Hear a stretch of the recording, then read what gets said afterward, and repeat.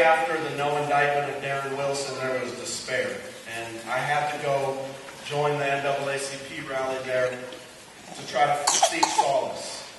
And at that rally, I managed to get some words out and speak about how I thought the new generation of activists are like nothing I'd ever seen before, that there's an anger burning in the in our Black Student Union at Garfield, and that it's going to erupt one of these days.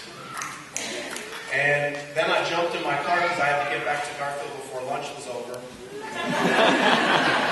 And turns out I had to pull over because 1,000 students came streaming out of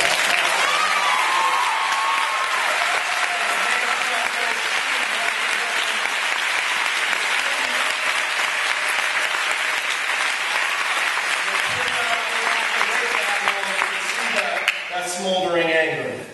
And what motivated those students, I don't think it was the killing of Mike Brown. I don't think it was the murder of Mike Brown. I think it was the lynching of Mike Brown.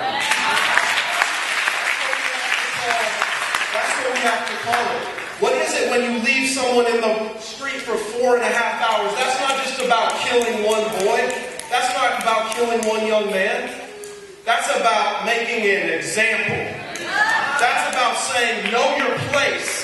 Black people, know your place, because this is what will happen to you, and witness it, right? And get back in your place, and to see these students at Garfield High School walk out and say, we know our place. It's in the streets.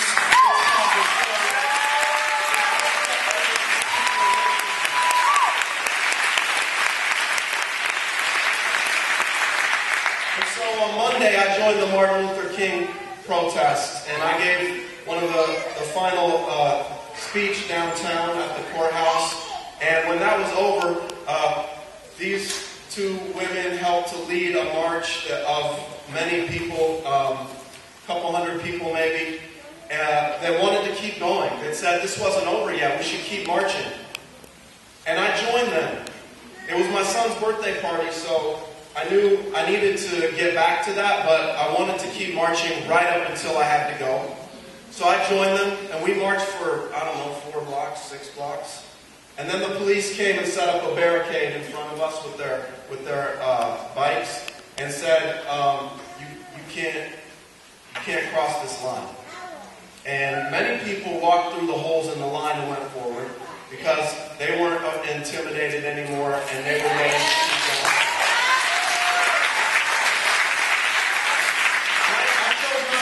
That barrier that day because I had to get to my son's birthday party. So I actually decided I'm gonna go walk, get on the sidewalk, and just as I'm stepping on the sidewalk, my phone rang. It was my mom. She's coming to pick me up. I had to tell her where I was. I turned to take the phone call, and an officer takes out the pepper spray and hits me right in the face. It was a difficult birthday party to show up. Pouring milk into my eye so I could stop the burning for several hours. What they weren't ready for, though, is that we found out there's video footage.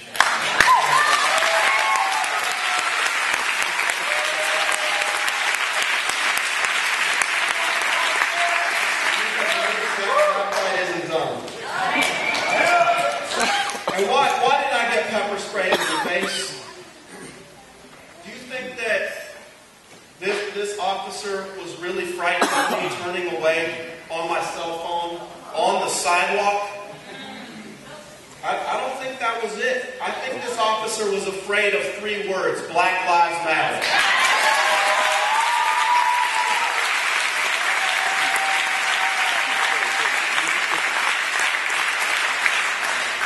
What they realized is that the phrase Black Lives Matter isn't just a simple declaration that we're human beings. It's actually an indictment of a whole political system.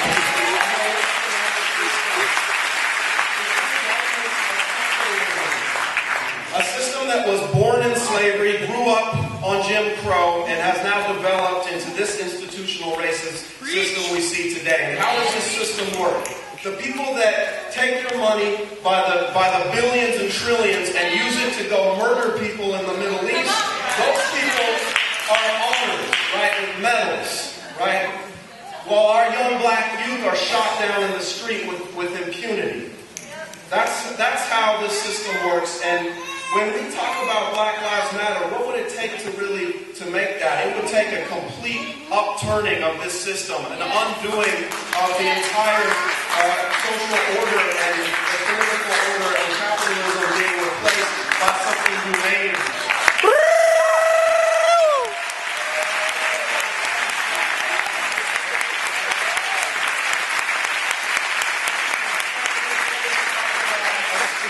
Socialism and looking towards something that is about cooperation and building a much better alternative. And this is what they're worried about. The guardians of institutional racism know that as long as this phrase is being used, it will be used to highlight their crimes. And I just want to highlight a few of those as my time runs down. Because here in Seattle, we have just a study just released that last year, the average median income for white families was $70,000, while black median income fell to $25,000, a 13% drop. Nationally, the unemployment rate is over 10% for African Americans. Black people would be much more unemployed if you took into account the prison population, right? If you take into account there are more black people behind bars today than were slaves on plantations.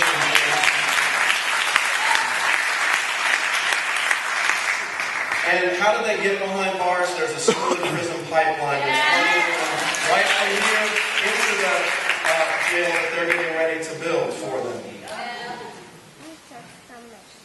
And so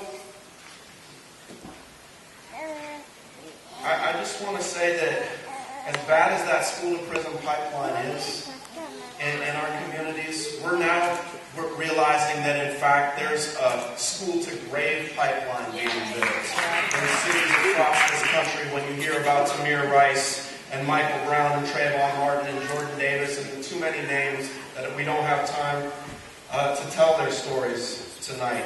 And so when we say Black Lives Matter, we don't just mean we don't want our young black youth to get shot down in the streets with impunity and these cops to get let off. When we say Black Lives Matter, we mean we want well-funded schools, right?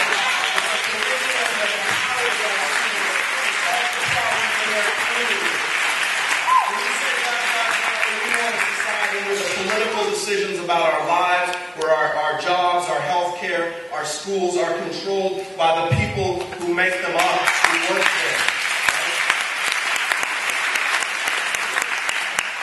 And I'm proud to say that what we're building here, when the students at Garfield High School marched to the East Precinct, when they walked out, when they're holding this event here, we're building a school to justice pipeline right here.